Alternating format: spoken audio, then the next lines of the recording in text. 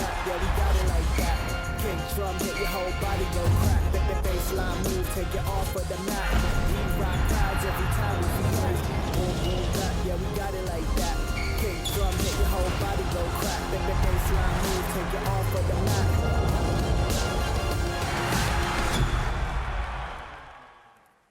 Yes, hello and welcome to this week's episode of the Heatcheck. I am your host, Jaydee Dyer, and this is the NBA show that unravels everything that's happening off the court with the unfiltered knowledge of all that stuff that's happening on it as well. And look at the esteemed company that I'm with to chop up all hoops on the sofa. My guys are back. Guys, it feels good to be back. To the left of me, I've got the man himself, the self-proclaimed biggest Celtics fan on this side of the Atlantic, Mooncey. And to the right of me, I've got a guy that set a screen this week for the London Lions that shocked the whole internet. Gentlemen, it feels good to be back here. I'm not going to lie to you, I'm going to sponge it again. It's good to have you back, man. For real. I had a little bit of management last week. I needed the rest, you know what I mean? I needed to rest up my knees and all the rest. How was it? Was it good? Oh, yeah, it was good, man. It was good. I talked to you, tell me it was good. It was real good. But let's dive straight into it, man. Let's dive into our first topic, hot or not. Guys, look. The NBA world has continued to be shocked again by James Harden. He's putting up some astronomical numbers, an offensive machine. So I'm going to take him completely out of the equation for this first hot or not topic. I'm talking about offensive superstars, maybe under 25, that are the next ones up. Is Devin Booker the best pure shooter in the NBA right now in that category? Mo, I'm going to go to you first. I see the smile, only because I know Ovie's got a lot to say on this. I know this is Ovies Team, this is Ovies boy, but are we talking about pure shooters or pure scorers as a complete package? I'll let you compile your argument for both, but I'm going to go with scorers. So I'm saying if we're talking about complete scorers, I'm going to have to hit him with the cold.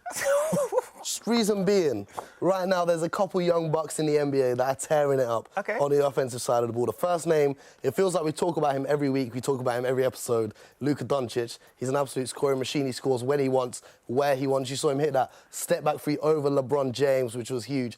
He can do his thing. We also have Trae Young, a man whose career is intrinsically linked to Luka Doncic, and he's also killing it. And if you're looking at the numbers, points per game, I know he gets a lot of stick for just shooting from the outside, but you also see him getting in the paint, dishing to his teammates as well, because the defense are so worried about him scoring layups inside the paint. So, you know, there's two guys there, and then, of course, repping for my Boston Celtics. He had to go. Jason Tatum. I knew he was going to bring. I'm a Boston Celtics fan.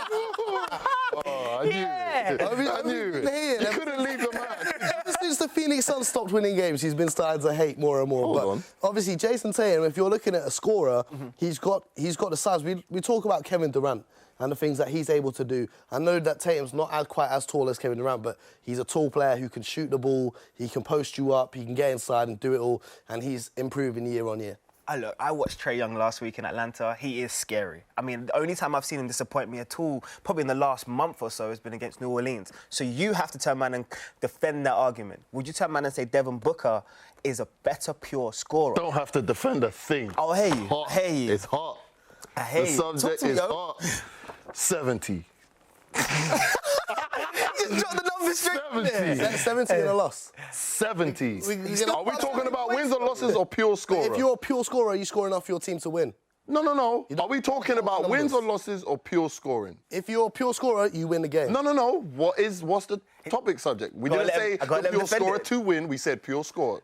Right or wrong? But by definition, if you're an impactful scorer, you will win. Not impactful scorer. Who else is dropping 70? I'll take We didn't say impactful scorer. We said pure scorer. Okay. That means his ability to put the ball in the hole. The last person we seen do that before him was the Bean. Yeah, Kobe. And then obviously we all know Wilt. But 70, I feel like that needs no explanation whatsoever. 70 points. Mo, he's got a point there, man. Speak to me, Mo. If you go back and watch a tape of that 70 points performance, which now is 2 years ago, you get to the point he did that 2 years ago, bearing in mind. Where he got to the 40-point mark, and then everyone inside the arena, all the fans, it was an away game in Boston, and even the Boston fans were cheering for him to go and score more and score. And you saw the offense just giving him the ball. It wasn't a natural 70 points. It was a one-off thing. He's not dropping 70 on the I never heard nobody break down a 70 points and say it wasn't a natural 70 points. Of course he wasn't.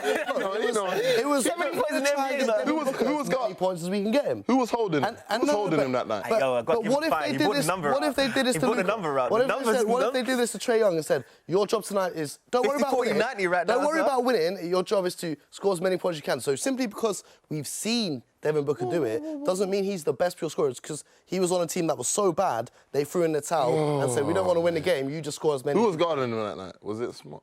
No, he was injured. Oh, okay. I was just making sure. Just But after all the I'm saying, 70. Like, I feel like that doesn't need. Just because any the other players explanation. haven't had the opportunities to showcase that, it doesn't make them any less good of a scorer. All right, guys, I like how this has started. This is why I've missed this so much already. Up next, look, I'm all one for celebrations. I'm all one for jumping up and down with your teammates. I'm all one for doing all of this jovial stuff. But I have to ask you, what I watched LeBron James do to the Utah Jazz last week, did he take things too far? In terms of that celebration, look, we've got the clip here. I mean, look, I'm all one for get out with the blocks. Not once, but twice.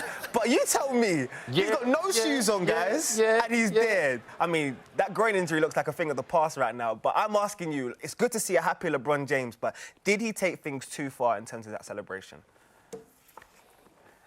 He's ready. Ovie, I'm coming to you first, because he looks like he's ready to go. Cold. Okay, Ovie's down for celebrating with his teammates. That's icy. When you have someone that's like clearly he's a superstar in the league. Everyone loves him. He's the man. When he celebrates like that for his teammates, that means a lot. That means he's not too big to clap for his teammates. He's not too big to maybe do a silly dance for his teammates. So I think I like it. It just shows the togetherness of that team and how much they're really genuinely happy for each other when they do well. So, yeah, no, that's cold, man. 12 months ago, we would not have seen LeBron James doing that. He was in a completely different Lakers roster. He was in a completely different setup as an organisation. Right now, the Lakers are flourishing in the league. Some people are saying they're still the best team. But I'm asking you, Mo, unbiasedly as an NBA analyst, did he take it too far? No, he didn't. Okay. That man there is in his socks, dancing around, waving a towel. If you don't like that, then the Utah Jazz, I suggest you don't lose so badly. You know, if it was a close game, he would still have his shoes on. He would probably still be on the court playing. But the fact that you're getting beaten so badly that the Lakers have thrown in their bench, LeBron has given his shoes away to some kids and said, you know what, I'm done for the night because we're already 30 points up, we're taking this win. Don't even need to worry about the Jazz coming back. So for the fact that the Jazz commentators and fans are complaining, I think that's weak. I have If you to don't ask you a like it, if you don't want people to flex on you, But I have to don't ask you say a the L. question, though. Look, giving the shoes away is a big thing. I mean, look, there's still 6 minutes in the game. I know you probably weren't going to check back in, but come on, my guy. Like, giving your shoes to fans. Yeah, you got to say that with your chest. What you got? Giving your shoes to fans, LeBron James, I'm looking you down right now, is disrespectful. You're one of the leaders in this league. I'm sorry it's a hot take. It's disrespectful. There's fellow professionals on the court waiting for you. You could have given those same shoes 6 minutes later and it wouldn't have been a problem. Yeah, so but why do it while the game's still going on? Though. It's a flex. It's saying, I'm so good. My team is so good. We've won this many games. Your team cannot come back and beat us. And the other thing is that this ain't the first time that LeBron's been flexing on the bench. Do you remember when he was with the Cavs and him and Kyrie were doing the bottle flip challenge on the bench during a game against the Knicks? Bored in the middle of MSG. The Raptors in pre-season and he was just eating popcorn, just laid back, eating popcorn like that. Do you think it's an indication the It's a king is flex. happy right When now? you're the best on the court, you can do what It's you want not even until that someone's deep. there to It's stop not you. that deep. It's not that deep. His team was up, clearly a blowout. They won the game. You give your shoes to a fan, and you're celebrating for your teammate. That's all there is to it. The people are reading way too deep. Oh, it's time on the clock, so you have to give your, nah. Say no more. They won the game. Utah He will gave see the shoes away. Utah will see the Lakers again, and we'll see how they react. Yeah, no, But- lose again. I can't wait to see Ovie's next game where he gives his shoes away as well. Yeah, fact. I mean, your court sides are looking kind of expensive nowadays, bro. Everyone's welcome. Price range for everyone. Everyone can come along that one. Look, not everything's been positive in the NBA in the last sort of week or so. Obviously, we've seen the firing of David Fizdale, but people have turned around and said in that dysfunctional franchise, and dysfunction is the only way to describe the Knicks. Would you turn around and say the firing of David Fizdale is a good thing or a bad thing for the Knicks going forward?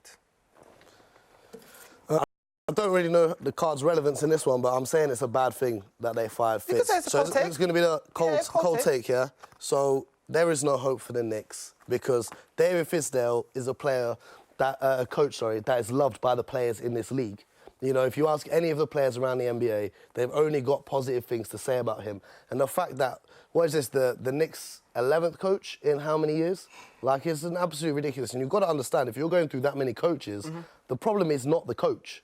The problem is, first of all, the roster that they've given him. They were so convinced that they were getting KD and Kyrie, and they went to their crosstown rivals. It's like you've given David Fisdale a packet of chicken nuggets and asked him to cook you a roast dinner. It's just not happening. You ain't got the ingredients. That is a hot take. I can see that going viral right now.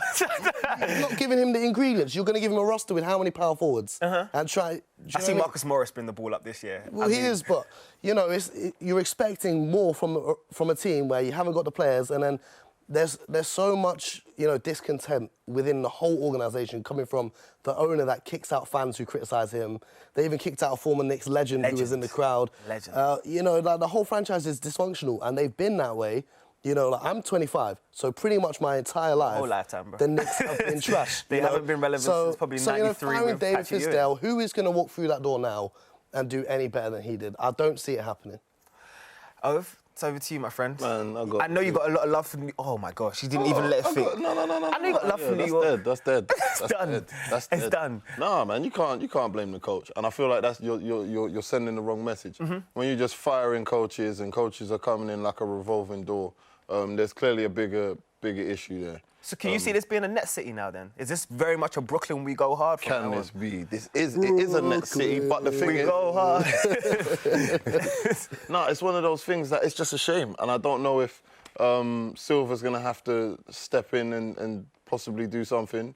But the Knicks is an organisation that's just known internationally. Like, you know, Madison Square Garden has so much history, and it's just a shame to see a team with history like that, in my opinion, with that market, they should be there with Boston and they should be there with LA, like, if you look at the market they have. And they're not. They're consistently just doing doo-doo. So, like... I mean, look, even though the Nets fans are even getting into the Knicks fans, which is... It sounds so bewildering, because when I was growing up, the Nets were very much the little brother. But the Nets Republic seemed to feel like it's very much a Brooklyn city at this moment in time, Ov. It is a Brooklyn city. It is, 100%. Like, They've taken over. They've taken over. I mean, that's taking the mick, though, a little bit. Cap space. It's true. Yeah, this year they missed out on KD and Kyrie, and you already have Knicks fans saying, oh, we'll get Giannis in 2021. Why do they sell themselves this dream every single time, over and over again? It's just not happening. They need to change the owner, change the management, everything about it needs to go. You've got a couple nice young pieces there in RJ Barrett. Mitchell Robinson is probably one of the best young bigs, but look how many big men they've signed. He's not even getting the time on the court that he needs to develop his game. Well, speaking of New York, I mean, we've got a very, very special edition of Who's Got Game this week, where the man to the left of me right here, Mooncey, caught up with New York rapper and the man himself, Davies.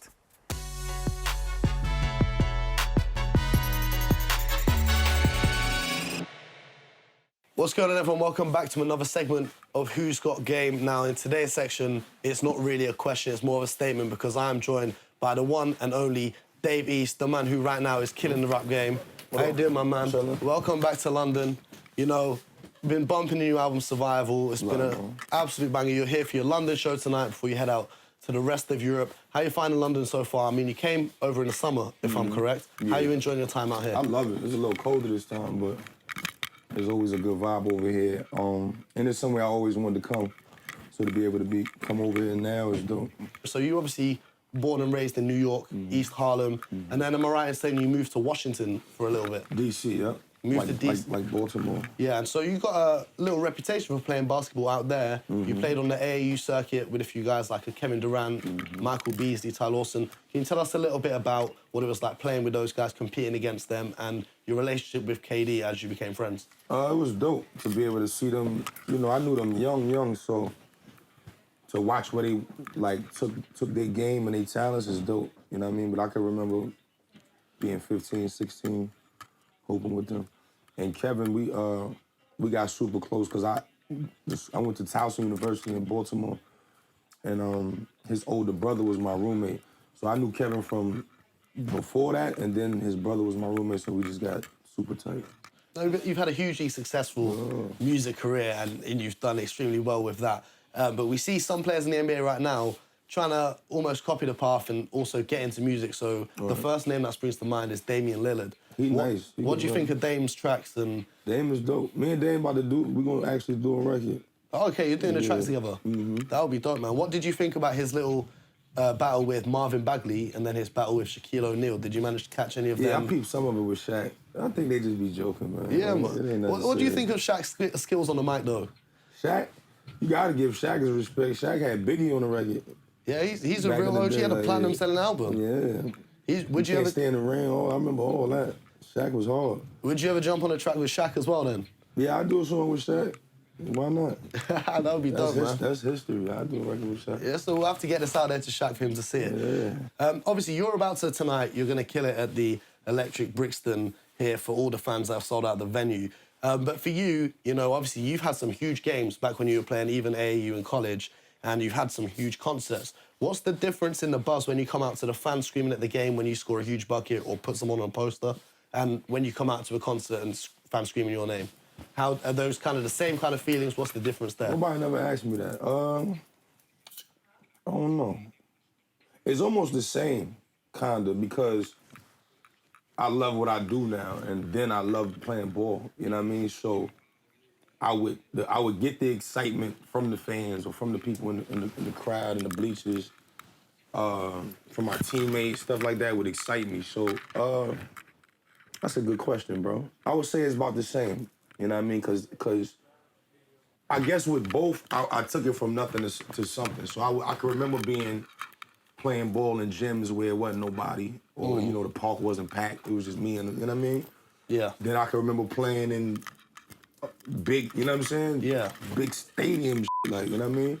And it'd be packed, championships, all that type of stuff. And then I did the same with rap. I can remember performing for 5, 10 people, you know what I mean? Now shows be selling out. When I come out on the stage, I can feel the people, I can feel the energy. So it's about the same, bro. They both excite me, you know what I mean? And it's just one was in one part of my life and one is now, you know what I mean? But it's the same. It's the same emotion. One performance of yours that I was really annoyed that I missed was when you did the launch party for NBA 2K18. Oh, yeah. I couldn't make it out there that year. Yeah. It looked like when you did Don Pablo on the stage, that's one of my favourite songs. That So was I was fire. screaming that I couldn't make it there. But are you a big 2K player? I see you're scanned into the game and you're all over that. Are you big on 2K? You play it a lot while you're on tour and whatnot? Yeah, I'm on it now. I'm on it because I'm on the game. I wasn't a big, like, I was more like Call of Duty. I like gun games, shit like that, you know what I'm saying? But they put me on the game, so I had to get nice with it because now everybody be challenging me, yo, send me your gamer, whatever, your ID, whatever that, you know what I'm saying? So it's dope, you know what I mean? And then my daughter like it. She see me on the game, so that's dope. That's awesome, man. Well, next time you're in town, we'll have to have a game to show the fans at home what your skills are like. But anyway, thank you. Appreciate you taking the time, man. Thank you, bro. It's been a blessing. You Look already forward to know. the show tonight. Thank you, And bro. as always, you guys know, the marathon continues. Yeah. Mo. That looked dope. I'm not gonna lie to you, I cannot wait to see the full episode, which is on Sky Sports YouTube later on today. But, bruv, give us that insight, please, because Davies is obviously, he's one of those crossovers that do both the ball as well as the rap. It was dope talking to Dave. I've been trying to talk to him for a hot minute now, so it's great to be able to sit down with him, really talk about, because a lot of people don't know how tight he is with KD, coming up playing AAU together, and then when KD made it to the league, he flew out Davies to Oklahoma City, and he had him just living in his house for like 6 weeks. They were just making records. KD actually makes beats that a lot of people don't know about. So KD was just making beats, Dave was just rapping on them, and then KD would like go to practice, and Davies would just be sat inside his mansion just like, you know what, I've got to make it because this is what KD's on, I need to be on the same level, and you can really see how he's taken that drive that he had from playing basketball and being a competitor, put it into his music, and he's become a global rap star that we know today. Oh, I know you're up on Davies as well, and you know all about his background from both the rap and the ball. I mean, what's your insight into what Mo's just doing there, man? No, it's big time, man. Big time. No. Like that, man, for real. honestly. That's big. That's big, man. Davies, obviously, I know he played with, I think it was the Blue Devils up in DC. I played AAU in that same sort of DC, Maryland, Virginia community. And yeah, like, people know about him that, you know, are inside of the basketball community. So, yeah, just to catch up with him, man, that was cool, man. Yeah, man. But you know what? He's actually struck a bigger conversation as well. Because we were having a debate ourselves as to some of the, obviously, the rappers that we know that can also ball out. I mean, we'll put Dave in his own category right now. But who's some of the other guys that come to your mind in terms of when you think of that rapper baller crossover?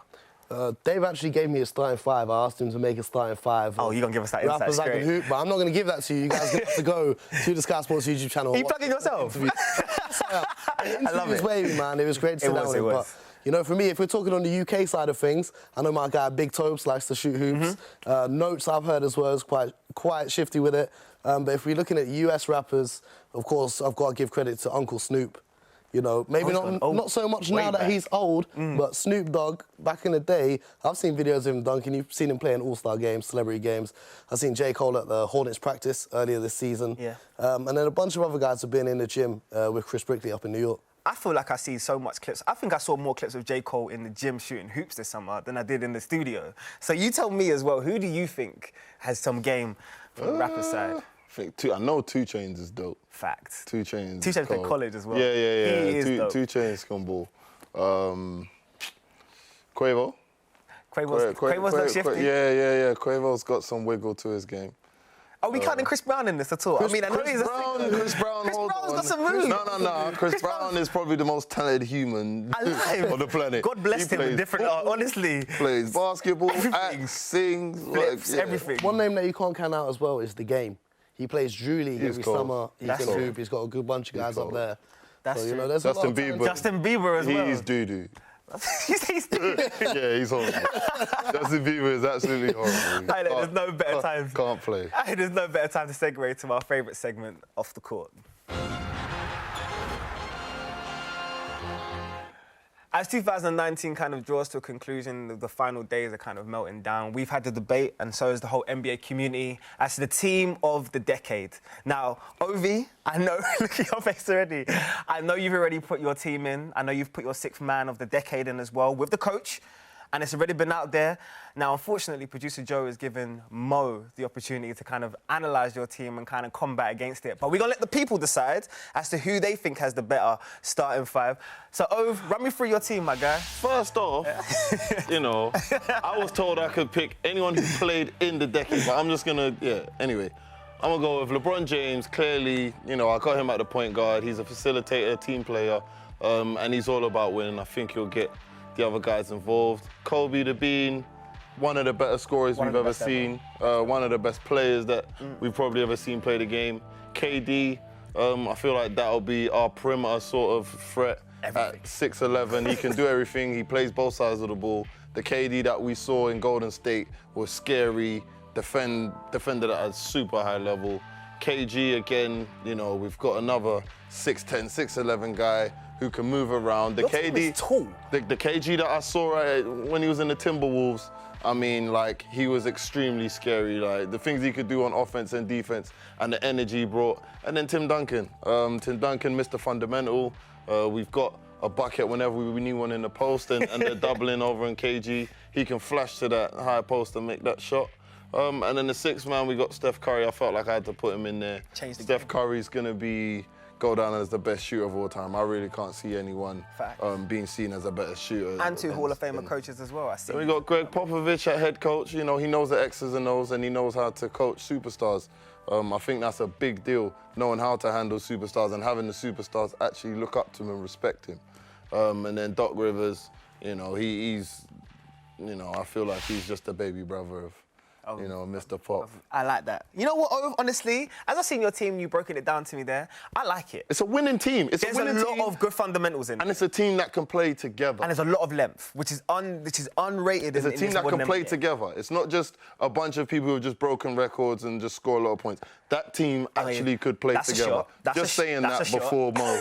Just that's before a shot. Mo. If I've ever seen one, that's a dig. But Mo, it's cool. You know what, yeah? We got the Christmas tree here. For Christmas, I'm going to buy Ovie a calendar.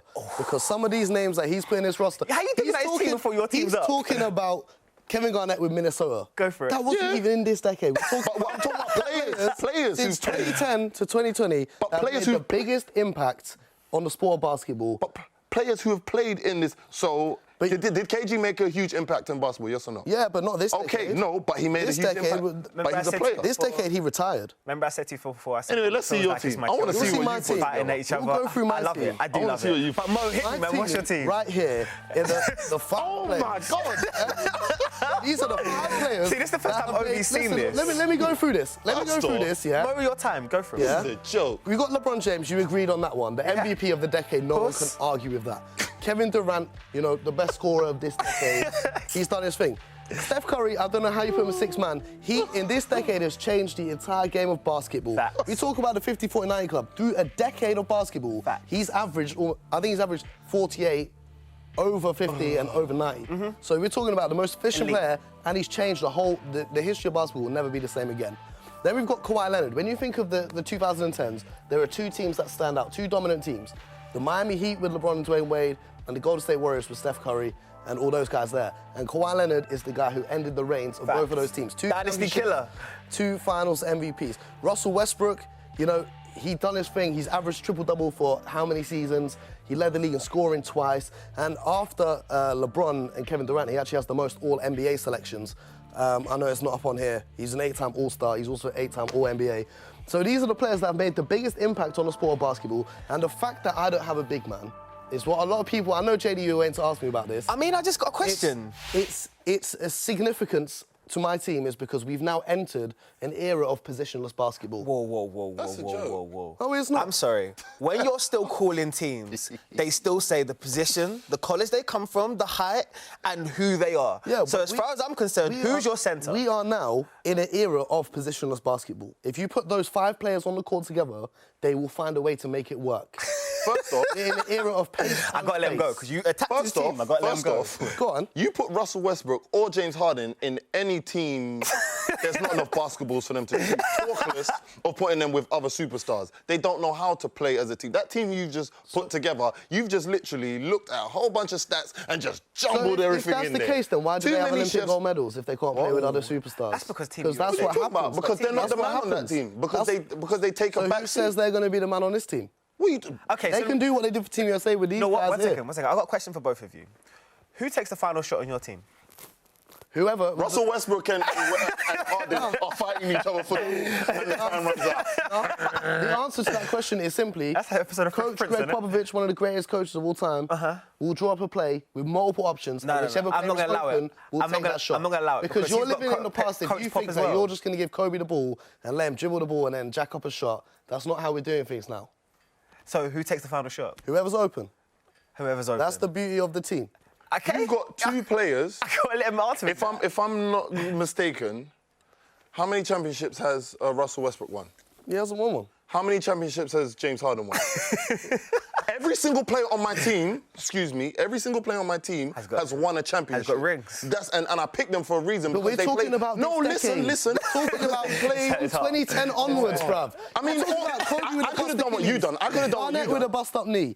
Like, all these guys retired. You're picking guys from all-decade team that didn't even play the whole decade. He's got a point. It's not like you even picked Ovie, how do Wade you and answer this point? Nowitzki that You retired turned recently. My point, Kevin Garnett was past the hill. My point is, I picked a team of players who played within this decade, and I didn't know it had to be specific to the period of the time within this decade. I thought they just had to have played in the decade. That's the angle I came from. I didn't just copy what everyone else done. That's just what I've done. Just saying. And that's a shot. And you What did get a chance to rebuttal, because that's What a did you shot. do? Listen, I have looked at the last 10 years and which players throughout a 10-year span... You just looked at the stats, right? A 10-year span have made the biggest impact in the NBA. Not guys who looked at the played stats? for 5 years and then retired in 2015. So let me ask you a question. Are you not scared about the length that he has on his team? Timmy Duncan, If these teams were Kevin to play Garnett. each other, right? Yeah. At the highest level, which team wins? No, but it's at the highest level within this decade. No, so but you're at the talking high- about but I'm Kevin not- Garnett that's not the- when he retired. You're talking about Kevin Garnett. That's not the with base, Nets. but that's not. But that's not what I picked.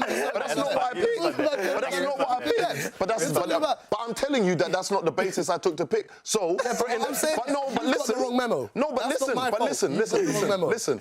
Both teams at their best, who wins? That's all I'm saying. No, at their best in this decade. That's what an all-decade Oh, team is. bruv. Doing Okay, all-time. see? So now you're We're not running doing away from the all-time- question. No, we're not doing all-time teams. If it's just It's not this all-time decade- team. These are if guys it's that played just in the this decade. Gents. and you're playing with Kobe with no Achilles. You know what? then You know get why? one. You know why it doesn't matter? Because you will both. What nonsense. Both your teams are up there, and the people can decide. Yeah. Yeah, So- well, of course. I understand, but I'll be honest with you. I'll give you a review. If you go from a basketball player, you look like a coach basketball that made that team, a coach and you who look knows like how a to- fan that made that team. All due Yeah, respect. exactly. So I'm going to turn man and That's what it say is. we're going to let the people decide. They're purists at home. They appreciate the The sport last like we 10 do, years, and yeah. they get a chance. Not the 10 years But before. there's some The games last that's 10 happening years. this week, so let's jump into the primetime preview.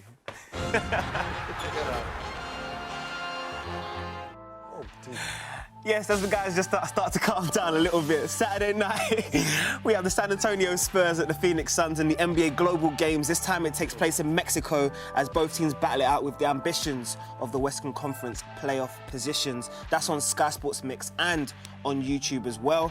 And after that, Sunday, oh yes, it's time. It's about time they put the Orlando Magic on prime time as they travel down to the Pelicans in an interesting matchup at the Smoothie King Arena. And that is on the obscure, yes, I said the obscure, Sky Sports Football, but it's also available for you on YouTube. Now, Ove, I'm going to come to you because I know you're a massive... I know you still want to dive into it. I feel like my team was disrespected. There's only one team in there that's in playoff I feel contention. like we have to clarify for Ovie that these games will be with players in 2019, not players from the earlier 2000s. We're talking about this decade, so 2019. Oh, guys, I've no missed Steve you. Nash on the Suns. I mean, It's just gonna be I can just go and pluck the top records, and I can do that in 5 minutes. That's not hard. I go a little bit deeper. Anyway, Ovie, the Phoenix Suns this weekend. there's only one team out of all of that 4 who's in contention for the playoffs. That's I mean, the Suns. the Spurs are only a game and a half back from you at this moment, right? yeah, but they're a game and a half behind, but we're 2 whole different teams. Oh, wow. 2 entirely different You teams. just gave No, you put Greg just say Popovich that. in your team a Yeah, I second did, ago. of course. But I feel like he's coaching in a new generation. That's and fair enough. I feel like the new generation, They whole rebuild it. subject of its own. But yeah, Suns are going to take care of business. You got Book, he's playing very well. Mm-hmm. My guy Oubre, I got too much time for Oubre, man. He plays with energy on both sides, man. They're going to take care of business, man. I like that prediction. I got and Mo, I'm going to come to you as well. I'm trusting you with my Orlando Magic against that struggling Orlando Pelicans Magic, team. you know, I no think- bias whatsoever. How can in I that be link. biased with 2 teams? Like, you know, the New Orleans Pelicans. We're hearing that Zion's going to be out for even longer than they originally thought. 100%. And I think that team going into the season, a lot of people were excited to watch them for that reason because of the impact that he brings. So without him, they have been struggling a lot. So I see the Orlando Magic taking that one on Sunday. Well, guys, look, it's been a pleasure. I've actually missed you guys, honestly. This is what I flew halfway across the world for. Yeah, it's been an absolute pleasure. But make sure you know that we're back as well next week Tuesday, 5:45 on the Sky Sports YouTube channel. You know what time it is. Mo will be here, Ovie will be here. We'll also be joined by the wonderful Benny Bonsu here on the sofa as well. And I can't wait for another topic of debate. So until then, please get yourselves ready for Christmas and we'll see you very, very soon. Sky Sports. Feel it all.